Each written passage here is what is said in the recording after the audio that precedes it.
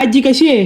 काय सांगू बाळा तुला. काय झालं? आईने नुसतं मला जगणे आराम करून टाकले. नुसतं टोचून टोचून टोचून बोलते ही भवानी. काय सांगू, काय करू मी, काय करू. जगू अरे करू. ठीक आहे. उचल मला देवा, उचल. या भाड्याला पण काढून काय फायदा नाही झालाय. काय आलं? नुसतं बायका बाई म्हणून बसली. बहिणीचं पाटी पाटी पाटी पाटी फिरतय तिच्या भाड्या. ठीक आहे. उचल मला देवा, उचल. बाळा तू आहेस म्हणून सांगते, आमचं जीवन ना किती गरीबीत दिलं ना हे आम्हालाच माहिती आहे. तरी पण ना आमचं चूक आहे ना, ह्या सगळ्यांच्या डोळ्यात ना खूप असतं, खूप असतं आमचं चूक.